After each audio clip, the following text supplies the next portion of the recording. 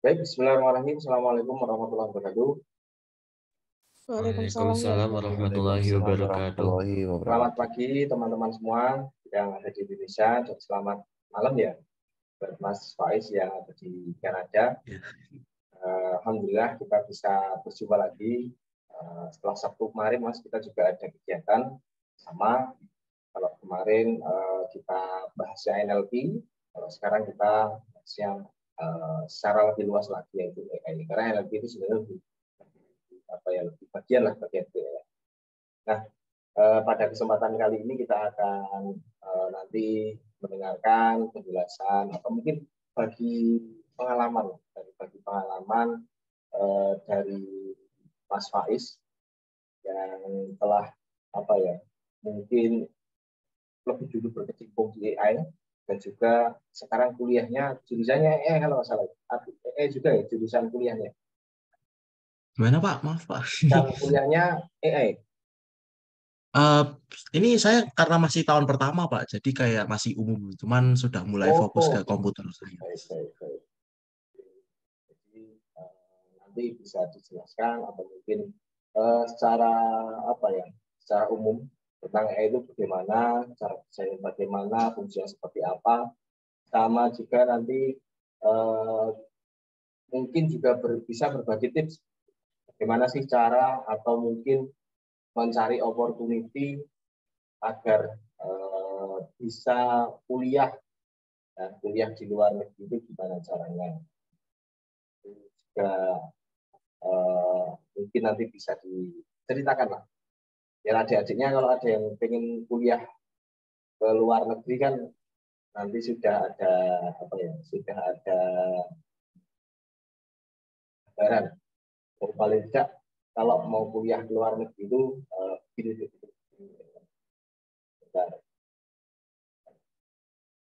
Atau mungkin triknya seperti apa atau caranya bagaimana, punya kenalan atau tidak, atau di sana nanti pulang atau seperti apa. Karena saya juga belum pernah keluar negeri.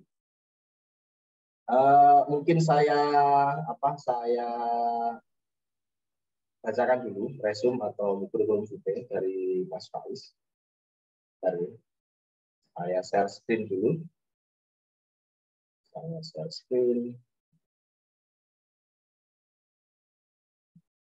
Nah, ini.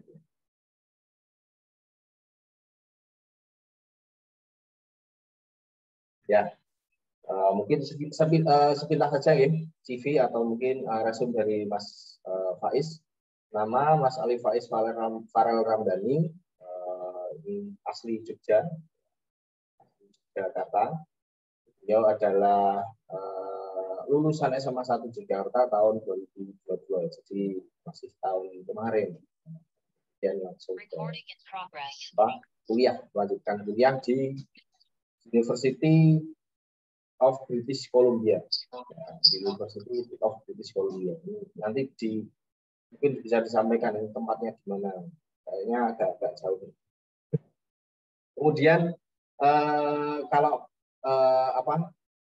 mungkin pengalaman kerja belum ada ya, karena masih kuliah. Nggak tahu juga kalau bisa part time. Untuk skillnya banyak, ada Arduino, research, AI, IoT, Python, dan sebagainya ini. Sangat luar biasa. Kemudian kalau honors atau awards atau istilahnya penghargaan ya, yang ada banyak memang yang sudah diperoleh oleh Mas Faiz. Yang pertama ada Grand Winner Global Impact Festival, ini yang terakhir kayaknya ya yang diselenggarakan oleh Sakasita yang mungkin bareng dengan Sakasita itu. Kemudian ada gold medal opsi ya. Nanti juga bisa dijelaskan apa sih itu gold medalnya atau medalnya apa. Terus ada banyak lagi lainnya, nanti mungkin Mas Faiz kalau ada waktu sholat sudah bisa dijelaskan. Nanti kalau ada sisa waktu monggo bisa disampaikan. Saya meneliti tentang ini. Yang paling saya ingat adalah yang itu main kartu ya. Piton itu bikin modalnya itu dapat kayaknya gold medal ya itu ya. Opsi Iya ya. Pak. Ya, luar biasa sekali. Nah, itu dia mungkin resume singkat dari Mas Alif Hafiz. Ini sangat menginspirasi sekali buat adik-adiknya. Semoga nanti adik-adiknya bisa punya, oh kayak gini loh. Nah, harusnya kayak gini ya. Jadi yang paling diharapkan dari alumni mengajar itu sebenarnya bukan hanya materi. Kalau materi mungkin bisa nyari sendiri lah saya yakin. Mereka bisa learning pun harusnya bisa. Tapi kalau pengalaman itu nggak ada harganya. Jadi karena yang mahal itu kan pengalamannya, yang sudah benar-benar benar-benar mereka itu menjalani ya bisa nanti bisa menyampaikan. Stop dulu. Baik. Nah, untuk waktu selanjutnya, monggo saya sampaikan kepada Mas Faiz untuk bisa menyampaikan materi atau mungkin berbagi pengalaman terkait dengan AI yang pertama, kemudian mungkin juga bisa cerita kuliah di luar negeri itu kayak gini, enak loh. Nah, itu nah, monggo waktu dan tempat secukupnya saya sampaikan kepada Mas Ali Faiz Ramdhani. Monggo dipersilakan. Oke, baik Pak. Pertama saya izin mau share screen ya Pak. Monggo silakan. Saya bikin PPT singkat mengenai artificial intelligence. Baik, Nanti silakan. untuk sharing mungkin kayak tanya jawab aja ya Pak. Ya, boleh.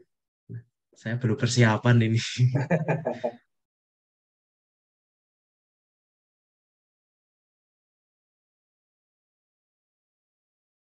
Ya, apa sudah terlihat ya? Sudah. Jadi Oke, teman-teman baik. sudah kelihatan belum? Ampun Pak. Sudah. Oke, siap. Oke, Monggo, Mas jadi gimana Pak? Monggo, silakan. Oh, baik. Assalamualaikum warahmatullahi wabarakatuh. Selamat pagi teman-teman semua. Selamat pagi Pak Sopan. Pada kesempatan ini saya senang sekali karena diberi kesempatan untuk bertemu dengan teman-teman adik kelas teladan 6 berapa sekarang ya? 64, 66 ya? 6. Ya. Di saya di sini mungkin tidak bicara sangat kompleks ya. Ini cuma sedikit gambaran secara umum mengenai apa itu artificial intelligence. Semoga saja ini bisa jadi gambaran gambaran dasar lah untuk mengenai AI dan kurang lebih ya jangan takut dengan AI. Soalnya kan banyak sekali teman-teman juga dengar-dengar AI, wah ini mesti kompleks sekali gitu. Nah ini pada kesempatan ini saya cobalah untuk memberikan penjelasan yang cukup singkat lah mengenai AI. Oke, pertama saya mau perkenalan dulu. Terima kasih tadi Pak Sopan sudah kenalan sih sebenarnya. Cuman saya ulangi lagi ya Pak. Nama saya itu Ali Faiz Farel Ramdhani, biasanya dipanggil Farel. Saya itu lulusan teladan 63 tahun 2022, barusan lulus tahun lalu, dan sekarang saya sedang menempuh pendidikan di University of British Columbia. Masih maba tahun pertama. Kemudian untuk background saya di AI itu saya cerita singkat pengalaman saya dulu itu mengikuti sebuah program yang namanya itu Intel Prakarsa Muda atau AI for Youth. Ini juga sedikit cerita ya Pak Sopan ya. Dulu itu sebenarnya saya juga nggak mau ya Pak, entah belajar AI gitu. Bahasanya tuh kayak saya tuh takut karena itu susah gitu. Cuman nih Pak Sopan ini nyuruh-nyuruh saya, ayo ikut aja daftar gitu. Ya sudah saya ikut gitu. Oh ternyata benar gitu, tidak semenakutkan apa yang dikira gitu. Jadi ya seperti ini. Kemudian beberapa project AI ya mungkin nggak banyak ya, baru 2 ya. Yang pertama itu yang dari Intel itu membuat project untuk deteksi depresi berdasarkan Twitter. Jadi kita kan satu kelompok ya, itu mengembangkan sebuah AI yang menganalisa dan memprediksi dari perkataan atau tweets yang kita buat untuk ya itu nanti hasil prediksinya apakah orang tersebut depresi atau tidak. Dan kemudian tuh nanti ada kayak beri saran gitu kayak terapi gitu atau mungkin untuk menghubungi psikiater dan sebagainya.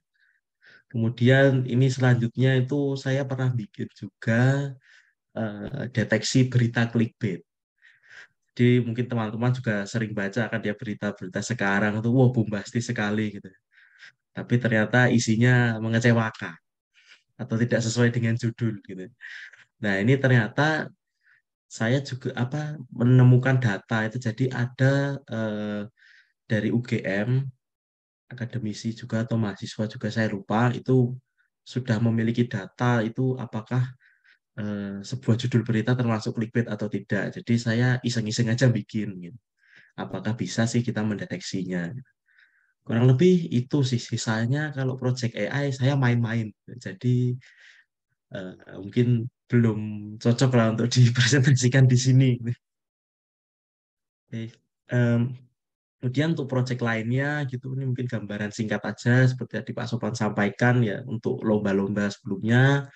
Yang pertama itu saya setim gitu juga pernah mengembangkan sebuah sistem untuk memonitor kualitas air kolam atau kualitas air sungai berbasis Internet of Things. Kemudian juga mengembangkan sistem deteksi dini banjir dan pencegahan banjir, terus juga bikin robot asisten otomatis gitu. Ini pas masa-masa awal-awal COVID.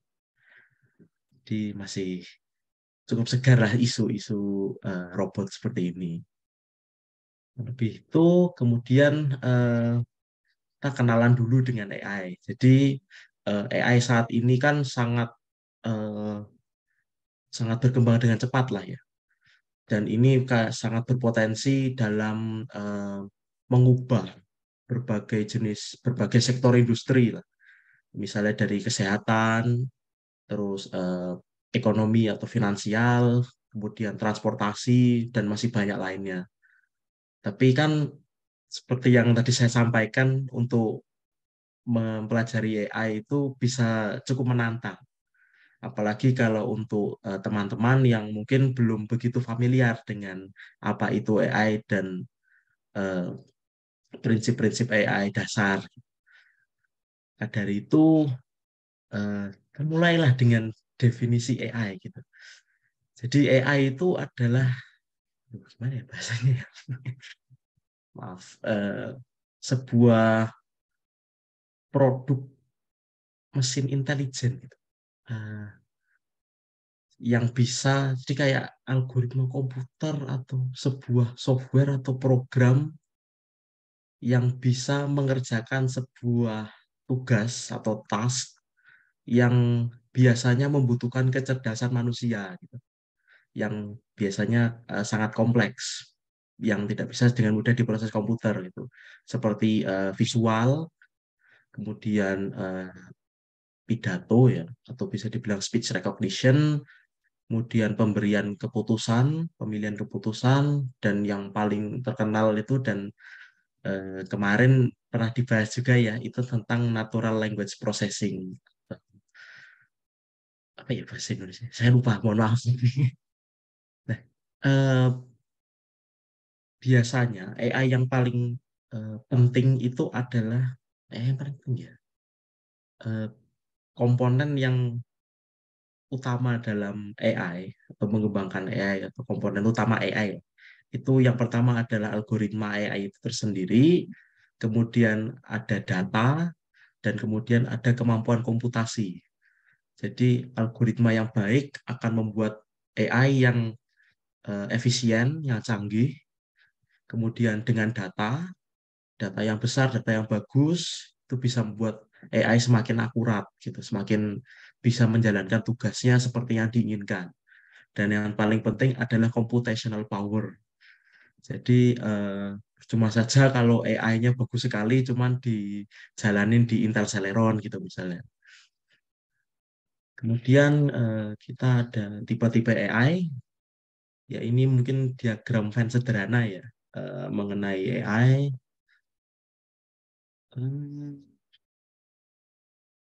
Ya, seperti itulah. Saya jelaskannya ke selanjutnya aja ya. Ya, yang pertama itu kita bisa membagi AI menjadi ya, kurang lebih 3 jenis lah. 3 jenis AI. Yang pertama itu sering disebut weak AI atau artificial narrow intelligence. Nah, ini didesain untuk melakukan tugas atau ya tugas yang sangat spesifik seperti misalnya bermain catur, terus kemudian mengendarai mobil gitu. Ya, kemudian itu ada namanya artificial super intelligence sama artificial general intelligence. Ini masih belum ada. Banyak yang mengatakan ini belum ada sih sebenarnya. Jadi ini bisa kemampuannya, ini berdasarkan kemampuannya ya, maaf tadi saya lupa. Berdasarkan kemampuannya itu punya kemampuan seperti manusia, seperti bikin seperti menyelesaikan masalah gitu ya. Terus bisa menyelesaikan sebuah konsep yang sangat kompleks lah, yang membutuhkan intelektual seperti manusia gitu. Kemudian selanjutnya itu eh, gimana sih kok bisa AI itu dibuat gitu. Di proses pembuatan AI atau pengembangan AI itu sering disebut dengan namanya machine learning. Jadi itu adalah subbidang AI yang yang fokus kepada melatih algoritma untuk membuat sebuah prediksi atau keputusan atau mengeluarkan output teks gitu misalnya kalau NLP ya seperti itulah proses pembuatan atau pengembangan AI. Nah itu eh, ada 3 tipe sebenarnya, cuman tidak saya bikin di slide ini ya. Yang pertama itu ada supervised learning, kemudian ada unsupervised learning, ada reinforcement learning gitu. Nah ini sebelum kita ke sana, mungkin ya kita bahas ini aja ya, mulai dari pengembangannya ya dengan AI. Bagaimana machine learning ini bekerja. Yang pertama itu kan kita mulai dengan data collection, yaitu mengambil atau menyiapkan data-data yang dibutuhkan, yang relevan, kemudian dibersihkan datanya, diorganisasikan, dilabelin, yang akan digunakan, data tersebut akan digunakan untuk melatih sebuah algoritma AI tersebut. Kemudian setelah didapatkan datanya, itu kita training bahasanya, kita latih AI tersebut. Jadi mengajarkan algoritma untuk mendeteksi pola-pola dan membuat prediksi atau keputusan atau output yang diinginkan berdasarkan dari input data ya atau data yang dimasukkan. Kemudian ada evaluasi. Evaluasi itu nanti eh, kita evaluasi lah, kita tes, kita uji AI-nya itu apakah sudah sesuai apa yang diinginkan. Kita memvalidasi AI tersebut untuk mencari akurasinya, kemudian ada ya, kemungkinan kebanyakan besar sih mengetes akurasi ya. Kemudian setelah itu kita deploy atau kita luncurkan AI tersebut, biasanya ya diaplikasikan lah itu bahasanya eh, di dunia nyata gitu, atau enggak bisa dibilang orang-orang bisa akses gitu, orang umum gitu. Soalnya pada 3 tahap utama ini biasanya hanya untuk developer AI saja yang memiliki akses. Kemudian setelah itu kita improvisasi lagi modelnya supaya lebih bagus berdasarkan hasil dari di deploy tersebut ya. Kayaknya di deploy.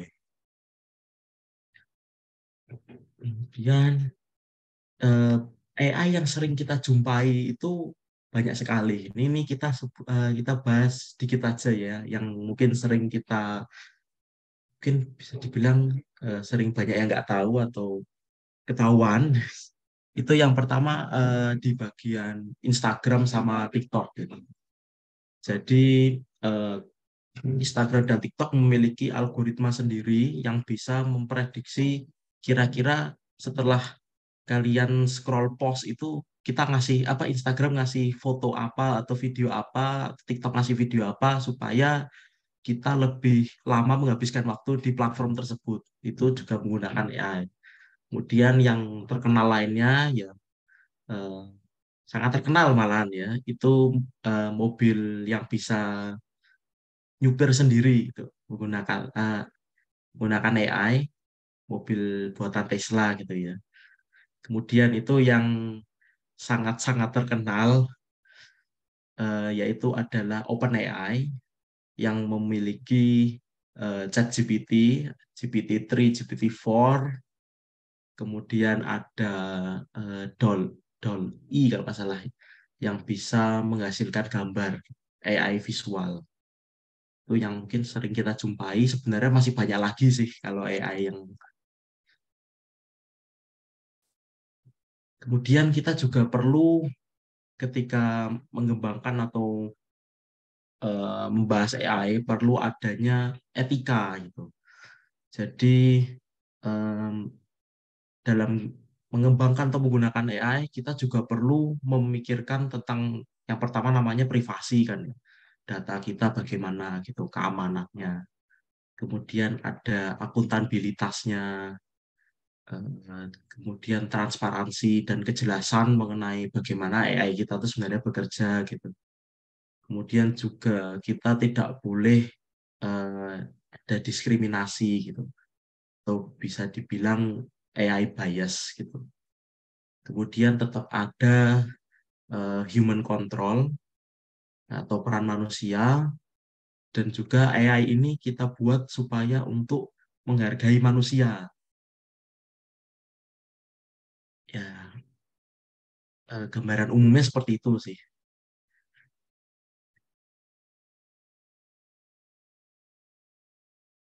Nah, mungkin itu sih. Misalnya mungkin diskusi aja, Pak. Ini singkat sekali sih sebenarnya.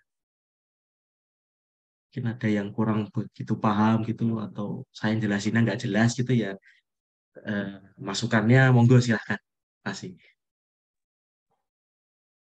Baik. Baik. Dengar ya. Jadi, dengar ya. Baik, terima kasih sekali untuk Mas Faiz yang sudah menyampaikan mungkin apa ya, penjelasan one-on-one dari AI itu sendiri. Memang apa ya, saat ini lagi atau baru tren sekali yang namanya AI. Terkait dengan isu tersebut banyak sekali juga mungkin beberapa platform yang sudah menggunakan AI, akan tetapi kita tidak sadar bahwa sebetulnya di dalam itu ada AI-nya. Cuman kita karena berfokus terhadap kontennya sehingga kita tidak paham bahwa janjian itu kita dalam tanda kutip proyek gitu ya, apa ya, kayak kalau bilang dikerjain itu ya dikerjain itu, karena kita bisa seperti disampaikan Mas Ais tadi, kita bisa menghabiskan banyak sekali waktu hanya untuk scroll video di YouTube Short misalnya, atau di Instagram, atau di apa yang algoritmanya itu secara cerdas sekali bisa apa ya, bisa memberikan suggestion terhadap kita. Oh, ternyata ini sukanya buka video tentang ini. Jadi nanti dia otomatis akan suggest yang video-video mana yang akan terus dilihat. Ya tadi benar bisa menghabiskan banyak waktu di platform tersebut. Nah, makanya itu yang sangat saya hindari, sehingga di HP saya semua platform-platform tersebut saya hapus di semua. Karena seringnya kayak wasting time sekali nih Mas.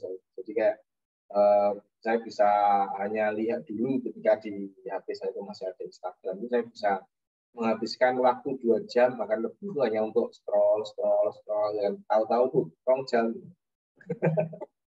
sehingga ya sudahlah, tak ada saja, dan itu membuat hidup saya sedikit karena tentu saja dengan informasi sekian banyak yang masuk, tingkat stresor kita juga akan, apalagi yang dibaca dulu rawe politik ini, wah saya apa bikin kita tambah stres. Nah, mungkin Mas Faiz juga bisa cerita, mungkin sebelum saya buka sesi pertanyaan. Monggo teman-teman adik-adiknya Mas Faiz bisa menyiapkan dulu. Saya ingin nanti tanya apa gitu kan. Nah, mungkin sebelum saya berikan kesempatan ke sana, saya ingin Mas Faiz mungkin bisa menceritakan nggak pengalaman atau apa ya suka dukanya nih kuliah di luar negeri, khususnya mungkin di Kanada, di US yang Kanada ya, kalau nggak salah. Ya, di Kanada. Kanada yang itu sangat jauh ya, beda mungkin kalau kuliah di Singapura gitu kan ya cuma cedak rumah lah. Itu Iya, secara lebaran bisa pulang, Pak. iya, lebaran bisa pulang. Kalau jauh banget kan jika mungkin ada culture shock atau apapun itu selama mungkin sudah kurang lebih hampir setahun lah ya di Kanada. Baru 6 bulan, Pak. Oh, 7 baru bulan. 6 bulan. Setengah tahun berarti. Iya, iya, iya. Dan ini bisa diceritakan juga suka dukanya kuliah di luar negeri, kemudian juga mungkin opportunity apa yang bisa didapatkan, atau mungkin kalau mencari beasiswa caranya bagaimana. Itu mungkin monggo bisa disampaikan ke adik-adiknya. Biar kalau ada yang misalnya yang berminat kuliah di luar negeri, misalnya di Saudi kemarin pas yang kelas 12 itu ada juga alumni mengajar, tapi nggak online, offline, datang ke sekolah gitu kan. Beliau kuliahnya di Saudi, di Madinah. Bagaimana kuliah kalau di Madinah seperti apa? Kalau ini kan kalau yang kemarin ITB sih, kalau yang ini kan di Kanada. Nanti monggo bisa disampaikan mungkin dari awal proses untuk kuliah sana bagaimana, kemudian mungkin daftarnya lah atau apanya, terus kemudian ketika sampai di sana yang dihadapi atau suka dukanya seperti apa. Monggo Mas Faiz. Oke, baik. Mungkin saya cerita dari awal mendaftar gitu ya. Ya. Jadi pada awalnya itu kan saya dapat undangan gitu ya, dari pihak sekolah. Itu kalau ada sebuah program yang namanya Beasiswa Indonesia Maju. Jadi itu ada program baru dari Kementerian Pendidikan untuk mengirimkan eh, anak-anak lulusan SMA untuk kuliah S1 di luar negeri. Karena pada sebelumnya itu kalau kuliah di luar negeri itu kebanyakan itu adalah yang sudah S2 atau S3. Di S1 saya kurang tahu ada atau enggak atau jarang gitu. Nah, kemudian ya udahlah saya daftar aja kan nggak rugi juga lah. Dapat ya alhamdulillah, enggak ya ya udah gitu. Terus kemudian seleksi pertama kan seleksi beasiswa dulu, kemudian itu suruh milih ya, kalau nggak salah. Milih mau apa pilihan 5 kuliah di luar negeri mau di mana gitu. Itu masih kelas 12 awal, saya juga nggak ada ide kuliah di luar negeri itu kayak gimana, nggak tahu universitas di luar itu gimana. Bisa dibilang gimana ya, milih yang paling jauh gitu. Pertama di US gitu, MIT gitu kan, Ya. Caltech gitu. Kemudian ya cari atasnya dikit, utaranya dikit, oh Kanada gitu. Kemudian ya coba cari di Singapura gitu. Tapi ya eh, habis itu kan ada kayak tes gitu, tes bahasa Inggris terutama. Nah itu ya kebetulan aja pada saat itu bahasa Inggris saya masih kurang sehingga banyak beberapa univ tidak bisa menerima, ada syaratnya gitu.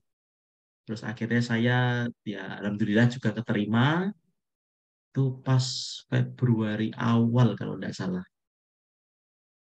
Iya Februari atau Januari akhir gitu. Kemudian sisanya nunggu sih.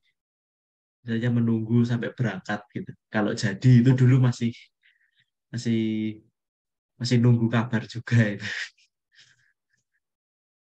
Itu Oke. sih kalau sebelum berangkat ya. Kemudian sampai sini itu satu satu kata itu dingin, deket kutub. Ini aja sudah musim semi, sudah mulai masuk musim semi, suhunya katanya itu 10 derajat, orang-orang di sini bilangnya hangat gitu. Saya masih kedinginan. Ya, itu mungkin cerita sebelum persiapan apa ketika persiapan kuliah di Kanada ya. Kemudian ketika kuliah di Kanada itu yang pertama em, seru sih sebenarnya. Bertemu ya ketemu teman-teman baru gitu. Ada yang orang Kanada juga, ada juga dari luar negeri lainnya juga. Jadi kenalan gitu lah. Kita punya teman-teman baru gitu. Ya, kuliah begitu sih. Terus juga dukanya itu pelajarannya bahasa Inggris. Pusing saya. Saya itu dulu kan masih kelas, saya kan kelas biasa gitu. Bukan kelas Cambridge, jadi tidak begitu terbiasa dengan bahasa Inggris gitu.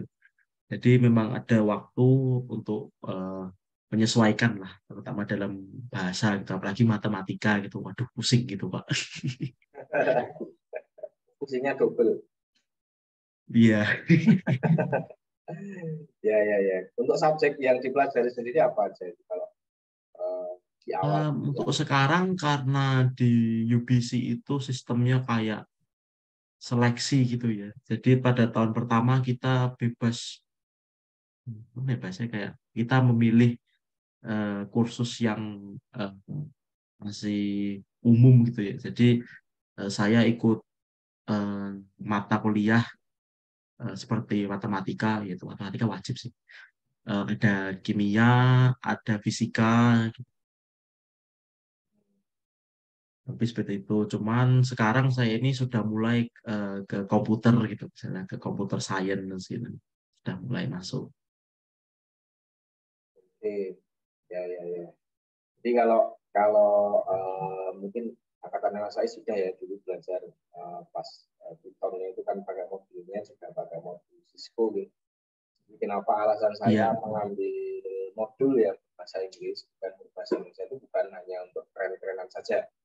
Ini mungkin saya apa ya sedikit cerita juga karena satu hampir karena kita belajarnya komputer ya atau informatika. Artinya kalau kita belajar informatika komputer itu dilalah saja, kebetulan saja yang bikin komputer pertama kali itu orang Amerika atau orang-orang luar negeri yang berbahasa Inggris. Jadi hampir semua dokumentasi yang muncul itu ya berbahasa Inggris yang lengkap ya. Kalau berbahasa Indonesia ada, cuman tidak sebagus kalau dokumentasinya itu berbahasa Inggris. Saya sudah membandingkan antara dokumentasi yang berbahasa Indonesia dan berbahasa Inggris. Dan sebagai seorang engineer IT itu wajib kita membaca namanya dokumentasi. Jadi tidak mungkin kita itu tidak membaca dokumentasi atau hanya langsung nyoba gitu ya. Kalau nggak tahu nanti tanya YouTube misalnya. Ya ada yang ketemu ada yang. Tapi biasanya saya sendiri pun kalau harus mendevelop ada buntu itu ya carinya dokumentasi karena itu adalah apa ya dokumen paling lengkap dari sebuah platform yang tersedia. Kalau mungkin yang kelas 10 yang kemarin bahasa Inggrisnya banyak Pak. Iya memang bahasa Inggris semua. Modulnya sampai itu bahasa Inggris. Gitu.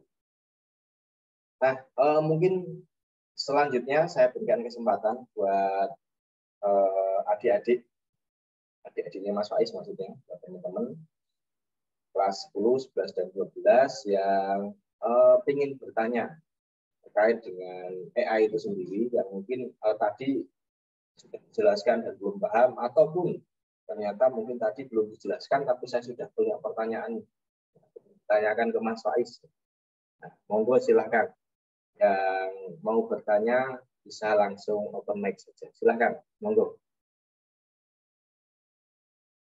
Berdiskusi. Mungkin nggak cuma AI, misalnya mau bertanya terkait dengan kuliah di luar negeri juga boleh. Yang tadi sudah dijelaskan. Beasiswa Indonesia Maju itu apa, bedanya dengan LPDP itu apa, misalnya gitu ya.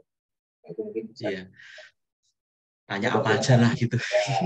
Ya, apa aja. Silakan, monggo. Yang kelas 12 misalnya mau tanya beasiswa, yang kelas 11, 10 mau tanya, silakan.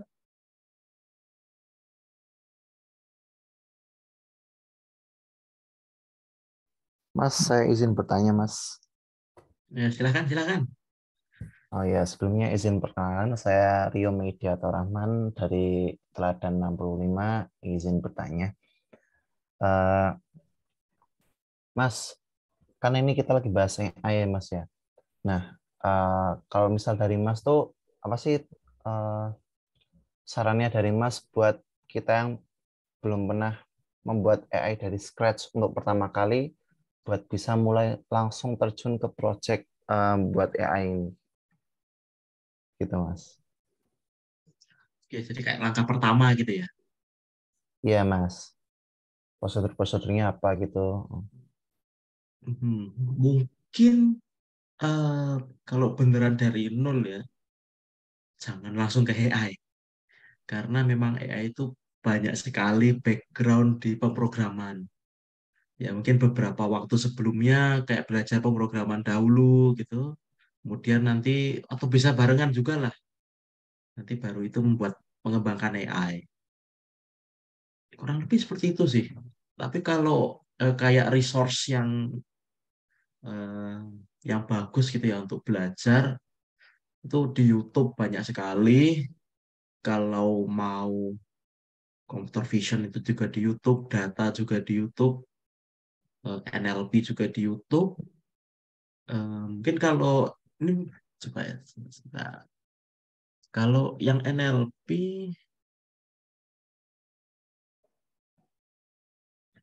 coba saya cek.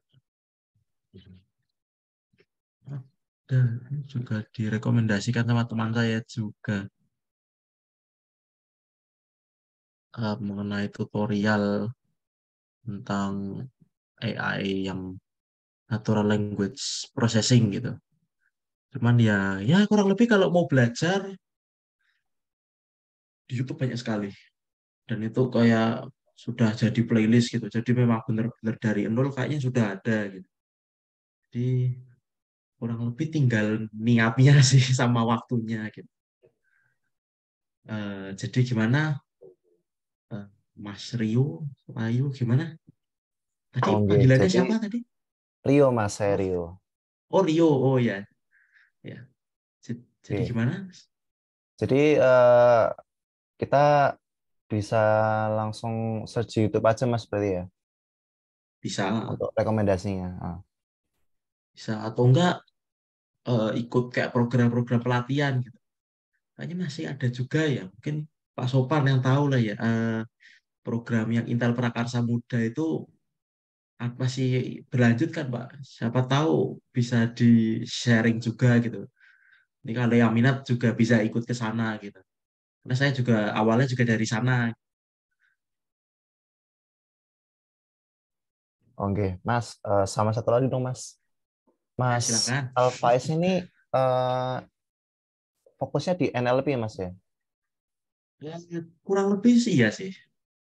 Oh iya, Mas kalau boleh tahu bahasa pemrograman yang Mas biasa pakai untuk mengembangkan AI di NLP itu apa sih Mas? Itu sih sebenarnya paling paling sering. Itu full Python Mas ya? Iya, full Python. Iya Ah, kayak full Python. berarti nanti ngambil library-nya kayak TensorFlow, Keras gitu Mas ya? Yes, flow transformer. Saya lupa. Tapi yang populer-populer gitu Mas ya? Iya, Oke, terima kasih ya Mas sudah menjawab pertanyaan saya. oke. Semoga bisa membantu. Amin. Terima kasih Mas Rio sudah mengajukan pertanyaan terkait dengan AI. Nah, eh, atau mungkin monggo yang lain selanjutnya kalau ada yang mau bertanya terkait dengan AI ataupun apa beasiswa kuliah di luar negeri dan lain sebagainya, monggo silahkan kalau ada.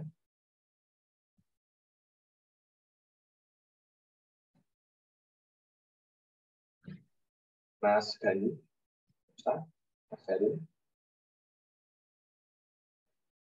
banyak sekali yang ikut seperti gimana aja apa malah belum itu apa Pak, karena ya itu kayak apa ya? Saya bilang ya nanti bilangnya. Jadi dia itu nggak kerasa tapi sering kita pakai. Itu bahaya. Kalau kita, makanya kita di informatika belajar mengenal itu agar nggak hapusan lah tentang itu. Baik, mungkin kalau nggak ada yang bertanya, saya sedikit bertanya buat Mas Faris. Saya sering membaca artikel di entah media online ataupun biasanya media online ya, saya jarang baca koran sebetulnya. Nah, di situ sering sekali ada judul atau mungkin ada artikel yang memberikan informasi bahwa AI itu mengancam dari manusia sendiri atau ya paling tidak mungkin beberapa bagian pekerjaan yang sudah ada sekarang itu terancam oleh adanya atau hadirnya dari AI itu. Sehingga ya itu kan jadi apa ya, sisi buruk ya, dari hadirnya itu AI itu sendiri. Nah, menanggapi hal itu bagi Mas Faiz yang mungkin sekarang sudah mungkin ya belajar AI, memang belajar AI gitu. Nah, menurut Mas Faiz sendiri itu bagaimana? Apakah memang seperti itu ataupun ternyata enggak nih? Karena kalau kita lihat semacam katakanlah film Terminator. Terminator itu film lawas. Kalau yang sudah tahu ya, film Terminator itu yang Arnold Schwarzenegger, ya kan? Yang musuhnya sama robot apa gitu saya nggak jelas. Nah di situ tuh intinya robot itu bisa berkembang biak sendiri sampai segitunya. Saya kadang nonton itu tenanan orang gitu. Ya terus bisa nyerang manusia dan sebagainya, akhirnya mengancam eksistensi dari manusia itu. Nah kalau menurut Mas Faiz itu kira-kira tanggapannya seperti apa ya terkait dengan isu-isu macam itu? Monggo Mas. Um, AI kemungkinan besar sampai saat ini itu kalau yang Terminator gitu ya, AI apa AI atau robot gitu bikin robot lagi gitu kayaknya masih agak jauh gitu. Cuman yang memang paling sering mengancam itu seperti kemarin kan kita sudah lihat apa diluncurkannya OpenAI ChatGPT gitu. Ini sebelumnya, ini saya izin tanya boleh nggak Pak ke teman-teman ini? Ada yang pernah coba pakai ChatGPT mungkin? Wah, sering andalan ini, Atau andalan. jangan-jangan bikin esai tugas bahasa Indonesia atau bahasa Inggris lewat ChatGPT ini Ya, mungkin ya. bisa mengaku sebentar. Ya, saya ngajarin.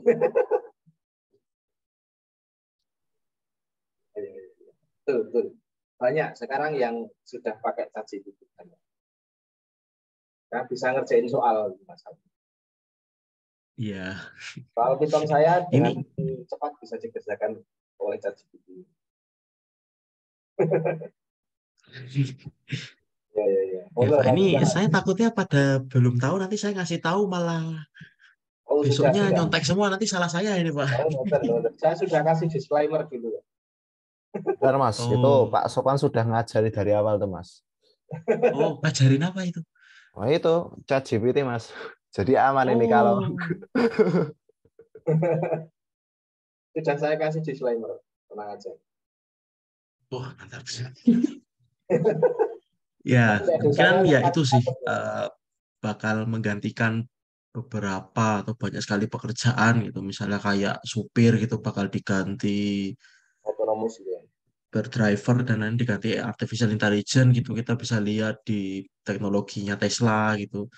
Kemudian untuk problem solving gitu ya ChatGPT gitu, Bing GPT gitu banyak sekali. Terlebih sekarang sudah keluar itu GPT-4 gitu ya.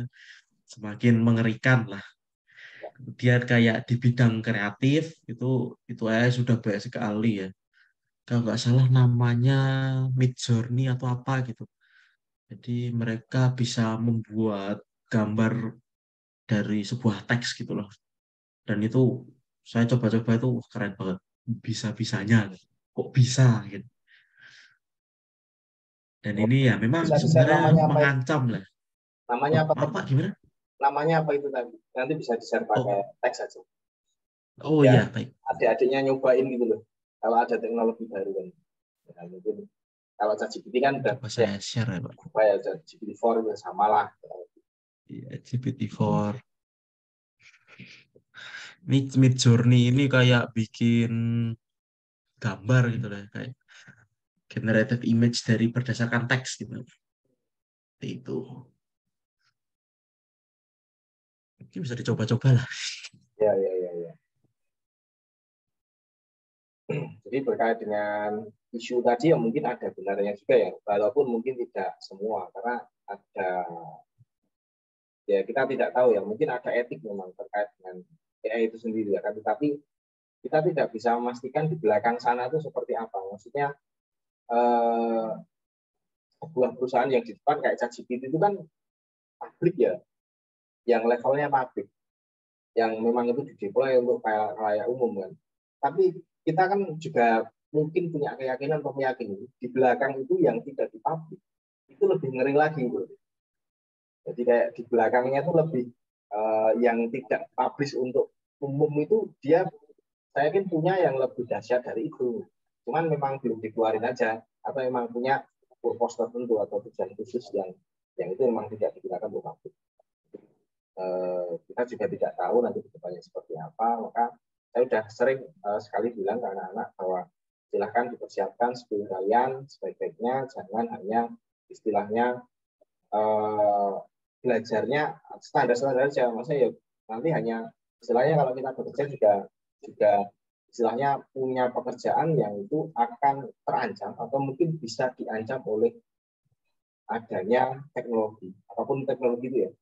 Jadi, usahakan kita belajar yang ya teknologi itu sendiri yang nanti bisa punya opportunity mungkin lebih banyak dan mungkin sedikit ancaman dari teknologi itu sendiri.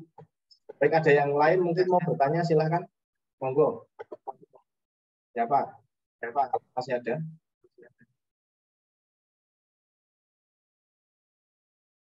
Ya. Masih ada yang mau bertanya? Siapa? Kelas 10, 11, 12.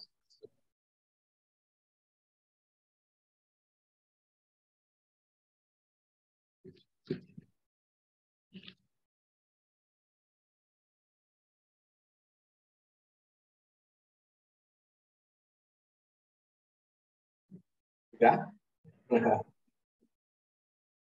Nggak ada yang tanya ini, Pak. Ya, siap. Mungkin ya masih karena isi apa ya, istilahnya materinya kan tidak standar materi SMA ya. Jadi dari kemarin itu kan saya memang memberikan materinya itu enggak yang standar SMA gitu.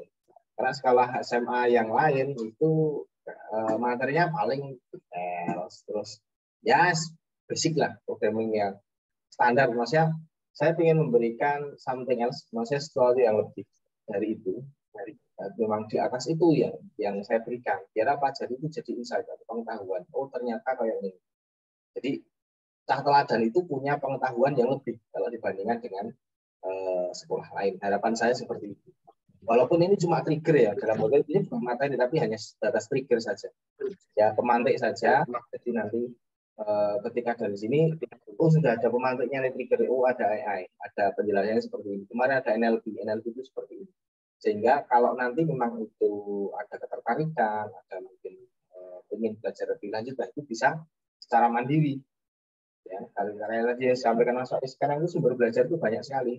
Ada yang gratisan pakai YouTube, gratis. Ya. Kalau yang mungkin pengen lebih ya kita bisa pakai course, online course, misalnya kayak Udemy, dari coding dan sebagainya itu banyak banget. Mau yang offline bisa cari bootcamp, banyak. Ya bootcamp Python, bootcamp apapun ada. Ya. Tapi agak modal kalau biasanya seperti itu, yang kelas-kelas tertentu agak modal, bayarlah dalam tanda kutip. Ya. Kalau yang gratisan ya kita belajar YouTube aja banyak. Nah, walaupun nanti mungkin ada keterbatasan, ketoknya sebenarnya. Ingin lebih ya kita harus modal. Nah, jadi kalau hanya untuk bisa secara materi itu nanti monggo adik-adik sekalian, anak sekalian bisa secara mandiri untuk istilahnya belajar atau mengambil materi yang ada di internet itu banyak. kita bisa explore lebih lanjut. Baik, saya tawarkan sekali lagi terakhir, kalau tidak ada ya karena waktunya sudah 1 jam, kita akan segera akhiri saja, tidak apa-apa. Oke, tidak ada ya. Baik, karena waktunya juga sudah 1 jam, ya, seperti target di awal kita 1 jam saja untuk belajar, nambah wawasan baru, informasi baru terkait dengan perkembangan dunia IT, sumber dari alumni-alumni, kakak-kakak alumni yang sudah ada yang sudah bekerja, ada yang masih kuliah, nggak apa-apa. Kita ajak untuk berbagi, ya, berbagi di bidang pekerjaan mereka yang itu bisa sebagai wawasan, insight tambahan terkait dengan dunia IT itu sendiri. Jangan lupa pekan depan masih ada lagi, jadi kita ada 3 dalam bulan Ramadan ini, kita ada 3 event terkait dengan kelas informatika. Yang terakhir besok eventnya pekan depan hari Sabtu sama jamnya kita akan membahas namanya data analisis. Jadi ya hampir-hampir blok lah dengan AI itu sendiri, tapi kita lebih ke analisis data. Jadi saat ini kan istilahnya data itu the next oil, jadi kayak harta yang berikutnya. Siapa yang punya data dialah pemenangnya gitu. Makin banyak yang dia miliki, dia bisa olah, dia bisa eksplor, maka akan mendapatkan keuntungan yang paling banyak. Begitu. Jadi insya Allah di pekan depan hari Sabtu, monggo kita ikuti lagi, kita modal kuota sedikit, nanti kita bisa belajar lebih lagi terkait dengan dunia IT. Nah, baik. Itu mungkin yang bisa kita bahas untuk hari ini. Oh iya Pak, maaf Pak, saya mau izin nambah 1 lagi Pak. Boleh, monggo silakan. Oh iya, mungkin yang paling penting itu ya, karena ini acaranya ngundang banyak sekali ya. Kemudian juga alumni teladan banyak juga. Itu jangan pernah takut untuk tanya. Gitu. Kalau ada masalah apa, atau penasaran apa, itu tanya aja, nanti bisa tanya Pak Sopan atau mungkin tanya langsung ke orangnya gitu. Jadi jangan takut untuk bertanya gitu. Siapa tahu nanti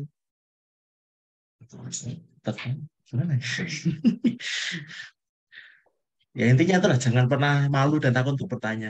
Oh siap, betul. Karena ya dengan bertanya kan kita bisa brainstorming, bisa berdiskusi terkait dengan apa hal-hal yang mungkin belum kita tahu. Itu ya. Nanti mungkin ada lanjutan lagi, kita akan tahu Mas Faiz. Mungkin berapa lagi ya. Mas Faiz sudah jadi expert, nanti bisa kita undang lagi. Karena harapan kalau saya pribadi semoga setiap ya entah berapa waktu sekali ada event seperti ini ya, yang memang saya panggilkan atau saya undangkan ke profesional IT. Begitu. Baik, saya sekali lagi mengucapkan terima kasih kepada Mas Farel yang telah menyempatkan waktunya di tengah kesibukan. Saya yakin untuk bisa bercerita, berbagi terkait dengan apa yang sudah dipelajari di sana. Ya, semoga apa yang sudah diberikan Mas Faiz ini menjadi amal baik bagi Mas Faiz dan mendapat balasan yang lebih baik lagi. Amin. Terima kasih Pak. Ya, saya yakin nanti insya Allah jadi orang sukses dan adik-adiknya juga insya Allah jadi orang-orang sukses semua. Mungkin begitu dari saya, dan saya mungkin juga mohon maaf apabila ada kesalahan ya dalam saya mengantarkan. Insya Allah kita berjumpa lagi di hari Sabtu pekan depan untuk membahas data analisis ya. Jangan lupa bangun pagi, terus kita gabung lagi ke Zoom untuk belajar. Ya, mungkin itu yang bisa saya sampaikan. Sekali lagi saya terima kasih buat Mas Farel ya, yang sudah bergabung. Terima kasih kembali Pak. Oke, dan selamat menjalankan ibadah kita bagi yang menjalankan untuk yang di Indonesia, dan mungkin Mas Faiz selamat Terawih ya kalau misalnya ada terawih bisa. Ya. Mungkin begitu untuk acara pada pagi ini.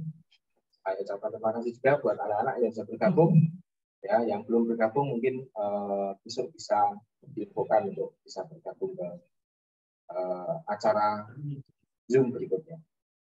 Terima kasih, saya akhiri, saya tutup. Wassalamualaikum warahmatullahi wabarakatuh. Waalaikumsalam. Waalaikumsalam warahmatullahi wabarakatuh. Terima kasih, Mas. Semoga bermanfaat. Mas Farel, terima kasih.